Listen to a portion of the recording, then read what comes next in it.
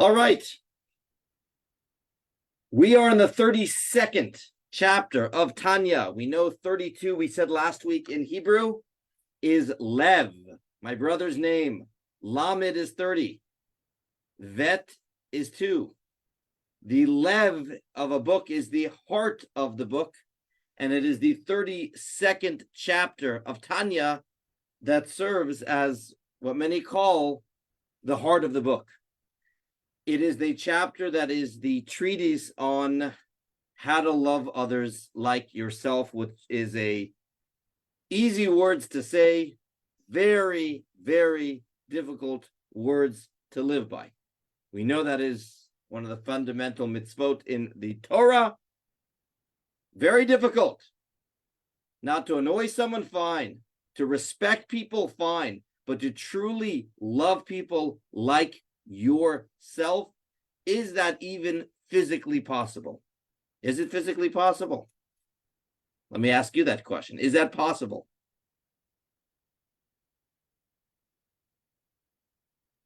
For a tzaddik. But the book ain't for a tzaddik. The book is for everyone.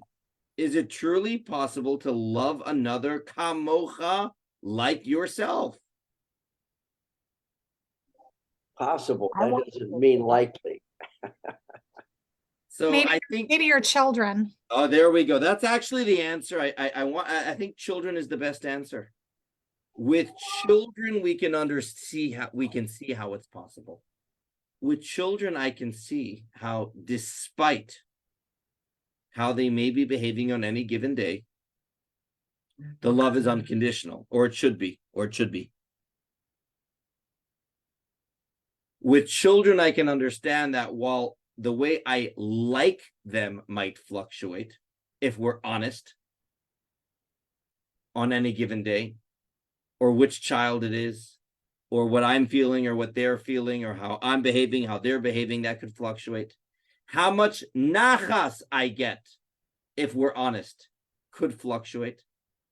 However, hopefully, the love we have is unconditional, because the love is not about who they are. The love is about who I am, right? It's not about I am their parents. They are a part of me. And therefore, since they are part of me, it's not going to fluctuate that level of love. There can be nothing that they can do, God forbid, that could ruin that love. So even that can be challenging. But that is something we can understand. Parents can understand. Because it's not about who they are, it's about who I am. So what Tanya is going to say is that is a template. When you have an example in the human experience of someone that you can love unconditionally, that can provide a template for us how in some way it is possible for everyone. Because just as with one's own children, one does not ever, hopefully in a healthy case, I don't like when people ask questions from unhealthy situations. They're always unhealthy situations. But in a healthy case, folks, children are not going to be a threat to the parents. No parent is going to feel like, oh man, that child, they're taking away too much attention from me today. Not at all. Not at all, right? On the contrary, I love the fact that they're getting the attention. Their attention is my attention. They're an extension of me in many ways. They are not a threat to me in any ways. And the same way with a child, their pain is my pain. I mean, on the contrary, as many parents will say, it's worse, God forbid, to know their child is going through something than even themselves. So when it comes to a physical child, we can understand how their success is not going to feel a threat to you, and their pain is something very easy to truly identify with. This chapter of Tanya, chapter 32, is out to provide us a template with how that same principle could be applied to other relationships as well. And like I mentioned, in Tanya, it is discussing the unique bond the Jewish people have with each other, and that's a unique bond. By extension, could you broaden this to all of humanity? To a lesser degree, yes. Tanya is talking to the Jew, and I need to make that clear. Many people have a hard time with that. Tanya is talking to the Jew about their brothers and sisters. And sadly, we have a very, very good example of this going on right now in the world. Right now in the world, you go to Washington, D.C. Anyone here there yesterday or 2 days ago? I mean, it's so timely. It's incredibly timely. You have 300,000 people over there that share this intense bond. Why? Because superficial layers have melted away. Now, it is tragic and sad that happened as a result of anti-Semitism. It's tragic and it happened as a result of massacres in Israel. But the fact remains, why do Jews suddenly unite when this happens? Why?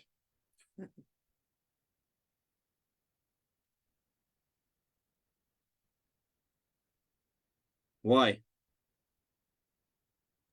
Because we're a family. There we go. So the family comes out, and of course, but we're always a family. We're always a family. The difference is, sadly, normally, while we are a family, we get so caught up in the like levels, right? What does like level mean? Like is, I like someone for the similarities they have in the way they behave, in their values, and their beliefs, in all sorts of other levels, economic status, what synagogue they belong to. There are all sorts of things where that are our superficial identities. And that is the basis of most relationships. And sadly, when primary attention is given to that which is superficial, there will be more friction. And in the situation in which superficial layers break down, sadly, in this case, it's as a result of anti-Semitism and all that stuff doesn't matter. All of a sudden, the family connection emerges. So I think what the events of the world, and I am just thinking about Israel, the event in the rally in DC, and I loved it because they did an awesome job in creating an event that religious and non-religious were all one at. It was such a powerful display there of that. And behind the scenes, they went out of their way to create an atmosphere that everyone would feel welcome. Now, some of you may ask, what should we do about those that sadly in our name, right, are rallying with, God forbid, those people that want to destroy the Jewish people? And they're Jews. What will Tanya say about that? We will get there a little bit later. But now let's dive into chapter 32 of Tanya. And I think I mentioned to you last week or 2 weeks ago when we met. Last week I was in New York. That this chapter was actually only added later on. When you look in the manuscripts, the original manuscripts of the author, you went straight from 31 to 33. 31 was talking about internally identifying with soul and not body. And how when you're frustrated at yourself, you should beat yourself up and then say, you know what? All my frustration only stems from my superficial layers. But deep down, I have a neshama that is pure. I have a neshama that is untainted by any of the negative actions that I do. And the more I get frustrated at my animal soul, ironically, the more I can identify with the neshama because the animal soul isn't the real me. That was chapter 31. So 32 then begins, and we did this last time, but I just want to, it's been 2 weeks. He begins with 31, acting on the above advice, viewing the body. It uses the word scorn. That's a little harsh, but taking the body as superficial, as secondary, and identifying with the soul, that is the direct and easy path to fulfill the mitzvah of love another as yourself. Because as soon as you are no longer identifying with your body, good example I always do in Hebrew school, as I bring a bunch of candles, and some of them are yahrzeit candles, and then some of them are Hanukkah candles, some are Shabbat candles, and some of them are expensive scent candles. And I ask all the kids to contrast the differences amongst the candles, right? Fatter, thinner, black, red, blue, smell, no smell. And then what do you think I do next? You've seen this before. What do you do next? You light the candles, and then you ask all the kids in the class, what is the difference in the flame? And the answer is they are exactly the same. And that is a beautiful metaphor for what he's discussing over here. The differences are in the body and in our animal souls.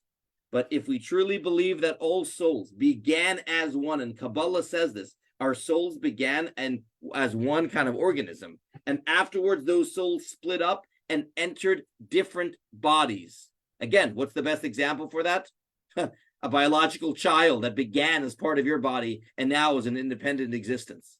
If one is able to, in some way, it's not all or nothing, identify with that, then what happens is that other person stops being a threat to you. That other person's success, wow, that's a team win. That's good for the team. What difference does it make if I'm getting the success or they're getting the success?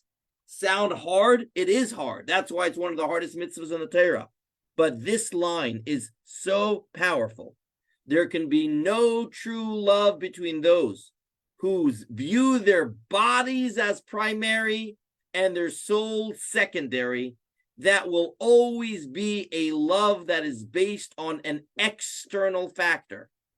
If someone gets married to someone because of their beauty, because of their wit, because of their charm, God forbid the day comes when the wit is not there, the charm is not there, the beauty, physical beauty is not there. And God forbid, when a love is dependent on something external, that love will go away. Now, let me be clear. Most relationships do begin with a love that is dependent on something. I'm not talking about children, but let's talk about husband and wife dating. Usually you begin by, I like this trait, I like that feature.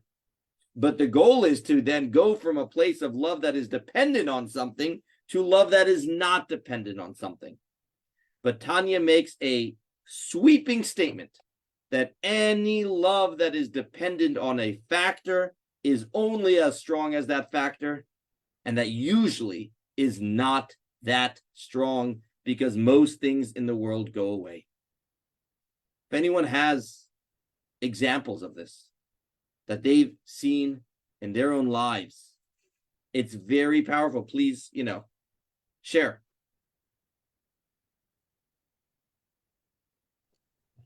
Well, like somebody marrying someone because of their wealth. Well, yeah, we know how that, in the negative, we know how that works. Or and by the way, friendships work the same way. When a friendship is based upon the value that that person gives you, right? Their wealth, I hang out with them and they treat me to dinner, or I'm part of their club now. I'm seen a certain way. So it's all external, and all of that does not last. And the most beautiful thing is seeing relationships, I was hearing about a husband and wife. Sadly, the wife had advanced Alzheimer's and dementia.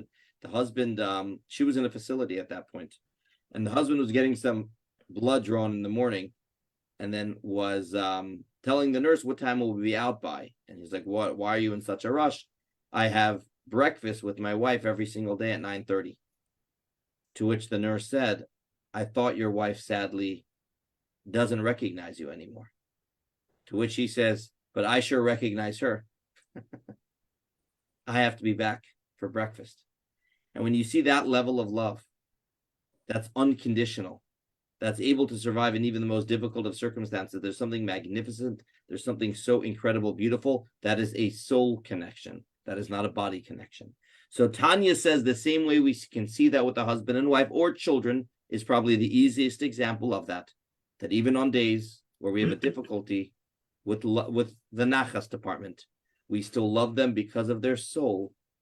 If someone works, they're able to get to a place where they appreciate the neshama, the soul in someone else. And when that person is acting out, what's the response? The same response you have with your own frustrations. That's my animal soul acting up today. I don't like it. I'm frustrated by it, but that isn't the real me. And on the contrary, you're actually going to have compassion for them. You're going to feel bad that this side is coming out. I often tell people one of the easiest ways to get rid of anger with somebody else is to swap the feeling of anger with one of compassion. What do I mean by that? I feel pity that the person finds themselves in such a place that their godly soul is in exile, that their godly soul is trapped, that they are feeling so insecure that they behave in such a way, that they are shackled to this habit, to this addiction. And when you're able, for me, that doesn't take a tzaddik. That an aspiring Beinani or even a regular Rasha is able to do on our good days. We're able to take because you still are expressing the frustration, but you're channeling it out now in such a way where you feel compassion for the person. So Tanya says, by dwelling on the fact that we all begin as one soul and then we come down into different bodies, this is the way we can come, the only way we can truly come to love another as yourself, because we actually see them as yourself. And the words continue. And I skipped a few lines over here, sorry. Right here. This explains Hillel the elder's statement concerning this mitzvah. You probably remember the story in the Talmud that someone came up to the sage Shammai, said, tell me the entire Torah while I stand on one foot. And what did Shammai do to that poor fellow? He chased him away. He said, the chutzpah, you expect me to tell you the whole Torah on one foot? Get out of here. And Shammai didn't mean it in a mean way. He simply said that's a disrespectful question. And then he came to Hillel, and Hillel said, the entire Torah is this mitzvah of loving another as yourself. The rest is commentary. Now go learn the rest of the Torah. And that was what Hillel said. And while that sounds nice in theory, we asked this question last week. What does it truly mean that the rest of Torah is commentary on loving another as yourself? What does that mean? Granted, I could somewhat understand that mitzvot that have to do with interpersonal relationships are commentary on this. Do not gossip is commentary on loving another as yourself. Returning a lost object is commentary on loving another as yourself. Do not steal is commentary on loving another as yourself. But please tell me, how is Shabbat commentary? How is all the mitzvot that have to do with us and God commentary on loving another as yourself? We asked this question last time. Good question. Ever wonder that? Wow. It's